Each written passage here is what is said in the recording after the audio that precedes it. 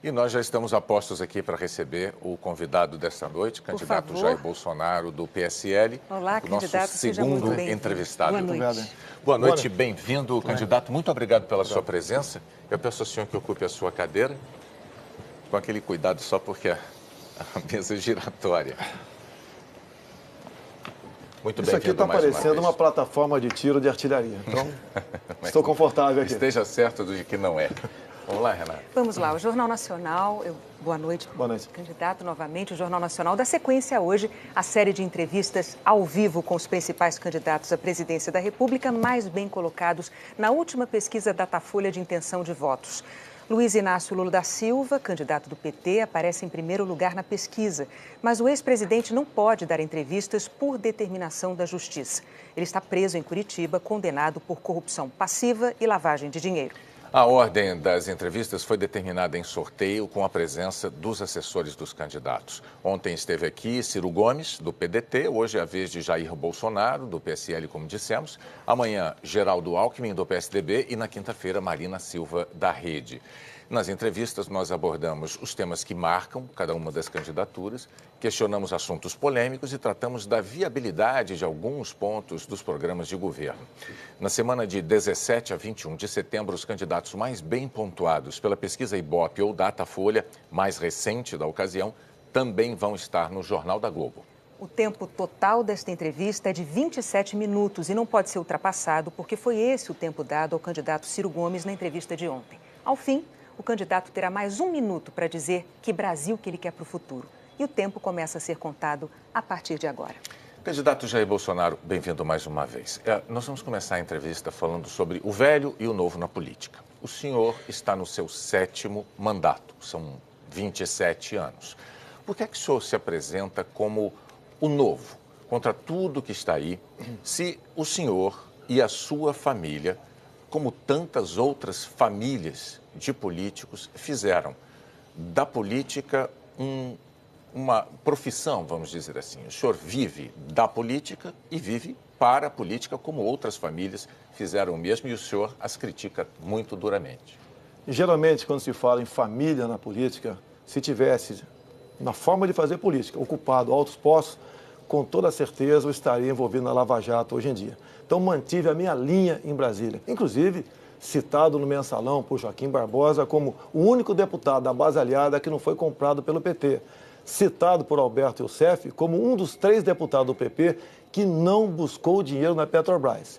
E também, na questão da JBS Friboi, foi o único deputado que recebeu do partido dinheiro oriundo da JBS Friboi e devolveu para o partido. Então, eu estou lá na política há muito tempo, tenho 17 anos de exército brasileiro e mantive a minha linha. E ser honesto, Bonner, não é virtude, é obrigação. Mas eu vou tentar explicar aqui a questão que eu estou colocando. É que tudo que o senhor tem, em termos de patrimônio, o senhor conquistou com seus salários de parlamentar, tá certo? O senhor declarou à Justiça Eleitoral um patrimônio em torno de 2 milhões de reais. Isso coloca o senhor num grupo muito reduzido de brasileiros, né? 0,2% da população brasileira. Portanto, ao longo de 27 anos, o que aconteceu foi que o senhor fez da política uma profissão. A questão é, o que é que o diferencia de tantos outros políticos que trilharam o mesmo caminho? Bonner, nunca recebi dinheiro de empresa nenhuma para a campanha. Sempre fiz a minha campanha usando aquilo que consegui ao longo do mandato, em especial as minhas conquistas. Eu tenho reconhecimento popular para isso. Muitas vezes, inclusive no passado, sequer em televisão, no horário eleitoral gratuito, eu aparecia. Então, eu fiz um trabalho, no meu entender, reconhecido pelo povo como muito bom. Se não aprovei muitos projetos, também evitei que péssimos projetos fossem avante em Brasília. E, por tabela, elegi os meus filhos, um federal em São Paulo, um vereador no Rio e outro estadual no Rio de Janeiro. Ninguém é obrigado a votar nos meus filhos, eles acreditam em mim. É verdade, mas então, falando nessa questão, candidato, que ele mencionou, que a gente está falando de práticas novas na política que o senhor diz tanto defender, né? O senhor dispensou o auxílio moradia, mesmo tendo um apartamento em Brasília em março desse ano. O senhor já tinha dito que isso não é ilegal e de fato não é. Mas o que há de novo num candidato que defende a moralidade no uso do dinheiro público, mas que só volta atrás quando é cobrado publicamente? Não, eu fui para um apartamento novo agora porque eu precisava de um espaço maior. O meu apartamento tinha 70 metros quadrados. Tinha despesas também. Agora, vão me desqualificar por ter recebido auxílio moradia, que é legal, como a pejotização de vocês também é legal? A gente só está falando das práticas novas na política que o senhor defende. Não, eu não tenho. Olha, nunca tive um cargo no governo. Nunca tive um secretário de município indicado por mim, do Estado. Nada. Eu sempre fui um parlamentar preocupado com o meu mandato e o meu voto é algo sagrado. O meu voto é a marca do meu trabalho e respeito para com a população. Mas nessa questão do auxílio moradia, se todos fazem assim, o senhor faz como todos fazem, o que é de novo nisso? Olha só, eu estava num cubículo em Brasília, todo o recurso que eu recebo em Brasília é para manutenção do meu mandato. Era para pagar também o IPTU daquele imóvel, era para pagar o condomínio, ficava quase no 0 a 0. Meu apartamento está à venda, se quem quiser comprar, está à disposição. E agora estou morando num funcional. E é tal negócio. A forma de você receber por PJ também é legal. Está na lei. E não estou criticando isso aí. Vamos falar de economia, candidato? Vamos, é um tema caríssimo aos brasileiros, importantíssimo nesse momento, sobretudo nesse momento que o país está enfrentando. O senhor diz, com sinceridade até, que o senhor não entende de economia, e quem vai cuidar desse assunto no seu governo, caso eleito, será Paulo Guedes, o economista. A questão é, em nenhuma democracia do mundo há notícia de um candidato a chefe de Estado que, com tamanha antecedência, ao longo de uma campanha eleitoral, já tenha delegado tamanho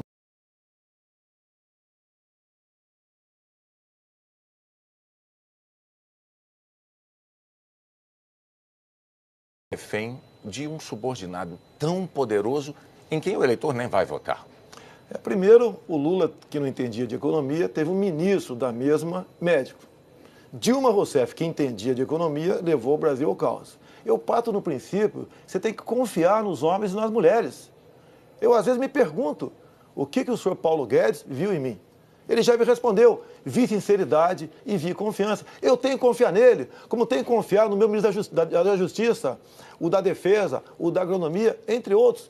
E olha só, Bonner, pode ter certeza, eu sou o único desses que estão aí com chance de chegar que vai ter isenção para escolher os seus ministros. Não vai pedir bênção e nem vai estar preso a indicações políticas, que os ministros geralmente trabalham para os seus partidos políticos. Então tem essa independência. E o Paulo Guedes é um economista reconhecido dentro e fora do Brasil. O senhor tem repetido inúmeras vezes que Paulo Guedes vai permanecer com o senhor até o fim. Já foi questionado sobre isso, mas e se os senhores brigarem? Não tem briga, ele vai ficar. No entanto, existe um conceito de gestão que diz o seguinte, não se deve contratar ninguém que depois não possa ser demitido. E o senhor sabe que é impossível o senhor garantir que um subordinado vá acompanhá-lo até o fim do seu mandato. É uma garantia que o senhor não tem como oferecer, candidato. Então, a questão que eu gostaria de propor é a seguinte, digamos que Paulo Guedes um dia entre no seu gabinete como presidente da República e diga assim, sei lá, como ministro, ele diga assim, presidente, ou o senhor faz isso, isso e isso, ou eu vou pegar o meu boné e vou me embora. O que o senhor faria numa situação como essa com o Paulo Guedes? O senhor deixaria ele ir embora e aí o senhor descumpriria essa promessa de mantê-lo até o fim? Ou o senhor obedeceria à exigência feita por ele? Bonner, é quase que um casamento. Eu estou namorando o Paulo Guedes há algum tempo e ele a mim também. Nós, Bonner, somos separados. Até o momento da nossa separação, nós não pensamos numa mulher reserva para isso. Se isso vier a acontecer, enorme para com o futuro do Brasil. Tenho certeza, acredito nas propostas dele e ele vai implementar. Se não vai implementar todas, é porque temos, sim, um filtro chamado Câmara e Senado. Nem tudo o que ele quer ou o que eu quero podemos aprovar, porque passa pelo Parlamento brasileiro.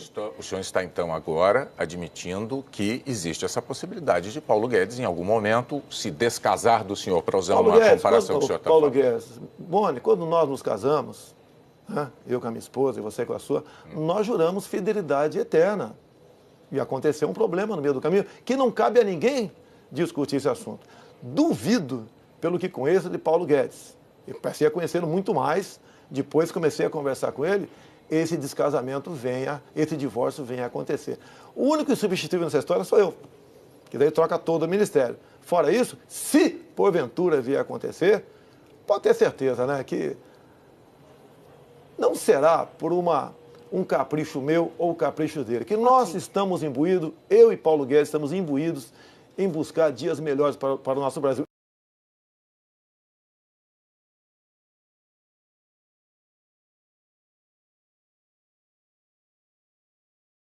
As mulheres ganham 25% menos que os homens. O senhor já disse que no serviço público já há garantia dessa igualdade salarial e no setor, na iniciativa privada, vale o que o empregador, o livre-arbítrio do empregador. O senhor já disse que um presidente da República, na sua opinião, não pode fazer nada a respeito para mudar esse quadro. O fato é que o senhor afirmou que, se fosse empregador, não empregaria mulheres com os mesmos salários dos homens. Ou seja, o senhor se solidariza pessoalmente com os empregadores que compartilham dessa desigualdade salarial.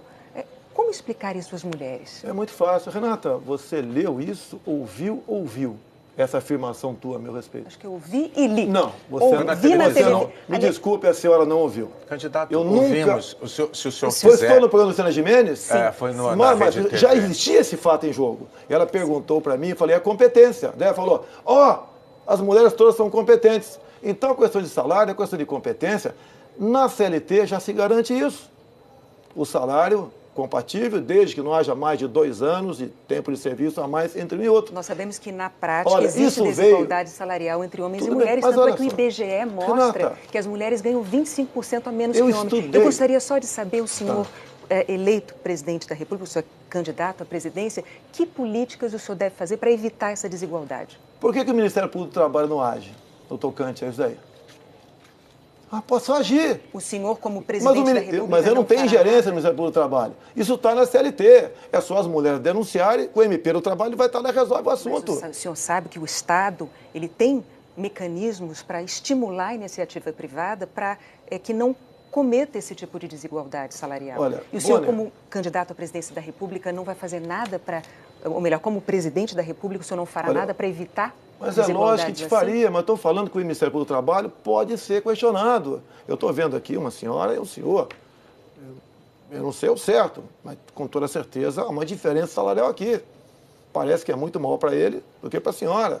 São cargos semelhantes, são iguais. Candidato, deixa eu então, só, desculpe, eu vou interromper vocês dois. Assim, eu poderia até como cidadã, e como qualquer cidadão brasileiro, fazer questionamentos sobre os seus proventos, porque o senhor é um funcionário público, deputado há 27 anos, e eu, como contribuinte, ajudo a pagar o seu salário. O meu salário não diz respeito a ninguém. E eu posso garantir ao senhor, como mulher, que eu jamais aceitaria receber um salário menor de um homem que exercesse as mesmas funções e atribuições que eu. Mas agora eu vou devolver a palavra ao senhor, para o senhor continuar o seu raciocínio. Pode ter certeza, né? Você vive, em grande parte aqui, de recursos da União. São bilhões que recebem o Sistema Globo de recursos da propaganda oficial do governo. Candidato. São concessões. Mas vamos lá. Não pregue em mim essa pecha que eu defendo isso, porque se eu tivesse defendido um dia, teria um discurso meu na Câmara. Tá? Nunca teve um discurso, teria um projeto meu da Câmara nesse sentido. Não existe. Esse rótulo foi pregado em mim, no ano 2010, mais ou menos, 2012, quando eu dei uma entrevista para o jornal 0 Hora de Porto Alegre. Eu estudei e falei por que mulher ganha menos do que homem, de acordo com estudos, inclusive do IBGE. O senhor tem, então, algum projeto nesse sentido, se for eleito? Já está na CLT. A CLT já garante salário igual para as mesmas funções para homem e mulher. Não tem que discutir. E se a lei não está sendo cumprida, né? Quando uma lei não é cumprida, a quem compete resolver é a Justiça, é o Ministério Público do Trabalho. Candidato, vamos falar de emprego, então, vamos seguindo falando de emprego, é um tema importantíssimo também neste momento. O senhor tem dito que para ter mais emprego é preciso ter menos direitos trabalhistas. Eu pediria ao senhor que explicasse, num governo Bolsonaro, quais direitos trabalhistas os brasileiros deixarão de ter? Faltou um pedacinho antes. Eu tenho falado em todas as reuniões que eu faço, há quase 4 anos, em palestras pelo Brasil, que a classe empregadora, são os comerciantes, são os industriais, os empresários, têm dito o seguinte, eles têm dito o seguinte, um dia o trabalhador vai ter que decidir, menos direito de emprego ou todos os direitos e desemprego. Por que isso? O custo do Brasil. O senhor verbaliza o que dizem os empregadores na condição de candidato à presidência. Eu tenho falado para eles, você tem que demonstrar isso. Mas quais são os direitos trabalhistas que o senhor, como presidente, tiraria? Esses direitos estão previstos no artigo 7º da Constituição, cláusulas pétreas. Nenhum pode ser tirado. Nenhum pode ser tirado. O que nós temos que fazer, aí parte por parte do Executivo, nós temos que desonerar a folha de pagamento. Nós temos que desburocratizar. Nós temos que desregulamentar muita coisa. Evitar que para se abrir uma empresa leve em média aí 100 dias no Brasil. E isso nós temos que fazer para ajudar. Tem emprego no Brasil. Porque, olha, Boni, você não consegue no Brasil... Eu estou tentando extrair do senhor uma informação objetiva com o seguinte propósito. Não seria mais correto, antes da eleição, o eleitor saber, o trabalhador saber, de que tipo de direito o senhor está disposto a tirar? Que tipo de direito o senhor está disposto a suprimir uma vez eleito? Para não ter uma surpresa depois. Desculpa, Boni, quem porventura tira direito não vai ser o chefe do Executivo, vai ser a Câmara e o Senado. Só vai propor ao Congresso? Só se você tiver uma nova Assembleia Nacional Constituinte. E se você instaurar uma nova Assembleia Nacional Constituinte, a gente não sabe o que vai acontecer dentro do parlamento. Você perde o controle daquilo lá. Agora, isso é uma realidade. Você não consegue produzir um prego no Brasil e botar de forma competitiva no Paraguai. E não jogue a responsabilidade em cima de um candidato à presidência para essa quantidade de problemas que nós temos no Brasil. É que o candidato disse que é preciso ter menos direitos trabalhistas para ter mais emprego. Mas eu vou seguir ainda na questão dos direitos trabalhistas. O senhor tem verbalizado, candidato, mas vamos lá. Aparentemente o senhor concorda com isso. Ainda na questão dos direitos trabalhistas, o Brasil assistiu à aprovação da PEC dos domésticos. E a PEC dos domésticos dignificou a profissão aí de milhões de trabalhadores brasileiros. Contra. Eu fui o único a votar contra. Em 2 turnos, então não houve erro da minha parte. Foi para proteger. O que eu defendia são os meus direitos, mas de forma gradativa. Levou milhares, milhões de senhoras e alguns homens que exerciam o trabalho doméstico para ser o quê? Diaristas. E como diaristas, não estão, sequer grande parte deles, recolhendo para a sua previdência. Então tem que ser devagar. Muita gente teve que demitir porque não teria como pagar. Muitas mulheres perderam o emprego exatamente pelo excesso desses direitos. Essa foi a minha intenção. Bom, os números recentes do IBGE a respeito disso não atestam com tamanha clareza o que o senhor está dizendo, candidato. Mas, para a gente também não ficar só num assunto, eu diria o seguinte, o eleitor deve entender, então, que para o senhor não tem saída.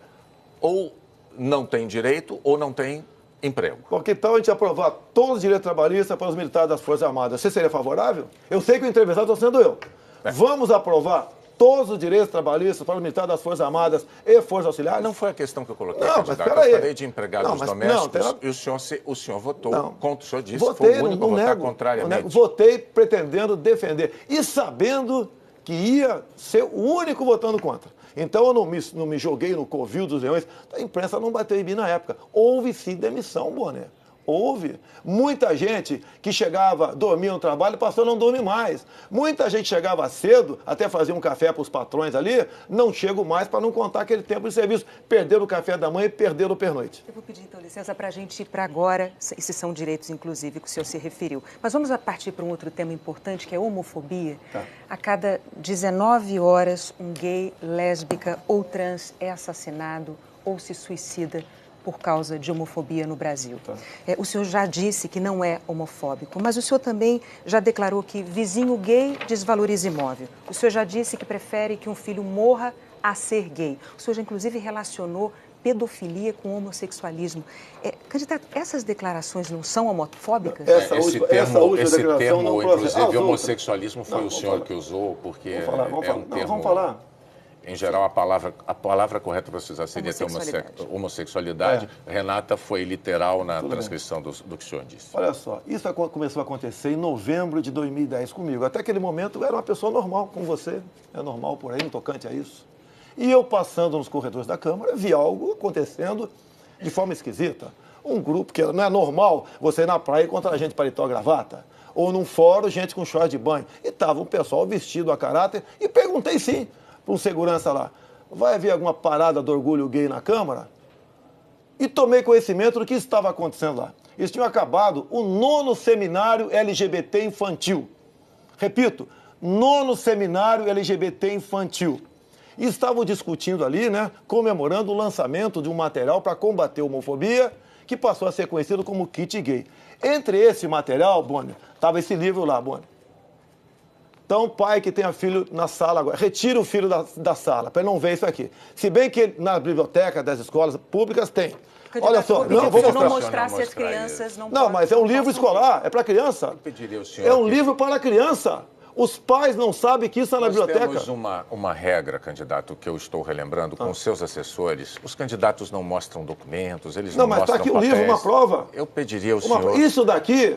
Não é, candidato, posso lhe dizer... Vou tirar o livro aqui. Não é respeitoso. Só pode deixar o livro comigo? Não, pode deixar, não vou mostrar mais não. Então, olha só, eu vou mostrar numa live, depois do programa, o livro, sem problema nenhum. Se bem que fiz esse livro com a minha filha até o momento antes do livro entrar. Olha só. Eu estava defendendo as crianças em sala de aula. Quando o senhor se referiu a todos esses momentos, todos esses momentos. O que isso tem a ver com as crianças? Todos esses momentos. Um pai não quer chegar em casa e encontrar o filho brincando com boneca por influência da escola. Esse é o assunto. Candidato, mas espera aí. Ele fez uma pergunta, mas foi em comissões, foi em momentos que a temperatura cresceu, então, nada eu tenho contra o gay, eu tenho contra o material escolar em sala de aula. Candidato, então por que para defender o seu ponto de vista, o senhor faz declarações tão fortes que inclusive podem ofender as pessoas? Não, tem muito gay que é pai, que é mãe e concorda comigo. As declarações foram fortes, foram algumas caneladas, peço até desculpas, mas foi um momento de temperatura alta em comissões que quase houve vias de fato em muitas discussões, porque o ativismo LGBT levava para isso. Inclusive, eu peço para você que está em casa, entre na internet, pegue lá, Plano Nacional de Promoção e Cidadania LGBT. São 180 itens, entre eles a desconstrução da heteronormatividade. Ou seja, estão ensinando em algumas escolas que homem e mulher está errado. Pode ser sim, homem com homem, mulher é mulher. O que é difícil, Bonner, para criancinha a partir de 6 anos de idade. Bom, vamos lá. Renata... Vamos falar sobre... Qual é o tema agora? Segurança pública. Sim. Eu acho que é a hora de entrar com esse tema, então, está na hora. Vamos lá, candidato. Outro tema importantíssimo, o Brasil está preocupadíssimo com o tema, sim, e é um tema caro ao senhor também. O senhor sabe, nas favelas brasileiras, a imensa maioria dos moradores é de gente honesta, trabalhadora, que vive sob o jugo, sob o domínio de traficantes de drogas e que, muito frequentemente, é vítima de tiroteios entre bandidos e policiais. O senhor afirmou que violência se combate com energia, se combate com inteligência e, palavras suas, se for o caso, com mais violência ainda. Mais violência ainda, candidato. Como é que o senhor acha que os brasileiros que vivem nessas comunidades dominadas por traficantes, que são vítimas desses tiroteios tão frequentes, como é que elas recebem uma afirmação como essa sua? O mais violência ainda, que eu declarei sim, isso que você falou aí, é se o bandido lá está com 7,62 atirando, o policial por lá de cá tem que ter uma .50. Se ele está com a .50, você tem que ter um tanque de guerra por lá de cá. Eu já fui vítima de violência. Bonner, você também, infelizmente, Bonner. Só Deus sabe o que passou na tua cabeça sobre a sua integridade, sobre a minha integridade. Esse tipo de gente, você não pode tratá-lo como se fosse um ser humano normal, tá? Que deve ser respeitado, que é uma vítima da sociedade. Nós não podemos deixar os policiais continuarem morrendo na mão desses caras. Nós, do Exército Brasileiro, acabamos de perder 3 garotos, 3 jovens garotos para o crime agora. Nós temos que fazer o quê?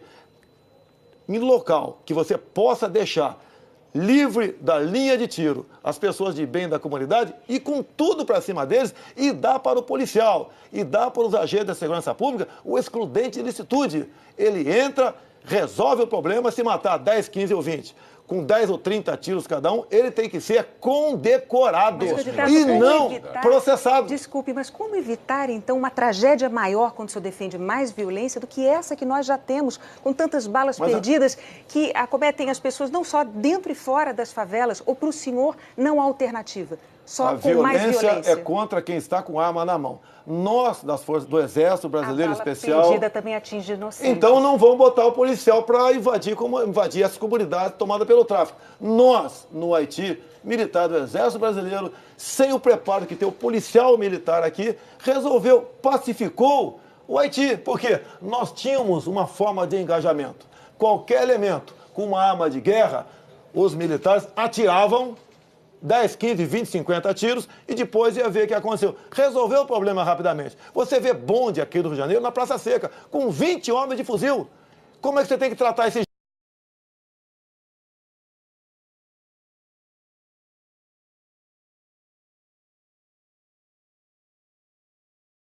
Infelizmente, vou continuar assistindo morte de policiais e integrantes das Forças Armadas em todo o Brasil. No meio de tiroteios. Mas é muito simples. Então não vamos botar tropa na rua. Vamos deixar a PM a quartelada também. Eu vou convidar o senhor para a próxima pergunta, que também é importante. A gente vai falar de composição política, de aliança, do seu vice. O seu candidato a vice, o general Hamilton Mourão, ao falar sobre crise política brasileira, é uma crise que tem se estendido já há um bom tempo, ele falou para um grupo de militares no ano passado. Ele disse o seguinte, eu vou ler aqui a frase dele. Os poderes terão que buscar solução. Se não conseguirem, chegará a hora que nós teremos que impor uma solução. Hoje, a propósito, até o seu vice, ele voltou a esse assunto, ele disse que isso aí seria só no caso de haver uma situação de caos. Candidato, que solução seria essa que os militares teriam que impor ao Brasil? Impor uma democracia. Tá. Isso aconteceu em 64. E na forma da lei... Nós estamos em 2021. Na forma da lei e da Constituição da época, 2018, os militares chegaram lá. Tem 3 anos. Os militares chegaram não, foram eleitos presidente da República por 5 mandatos, tá certo? As palavras dele estão em consonância com o que grande parte da sociedade fala. E ele teve a coragem de externar isso daí. Ele agora é o militar da reserva. Nem eu, nem ele, nós queremos nada pela força. Tanto é os historiadores sérios se referem a 1964, candidato, como um golpe militar.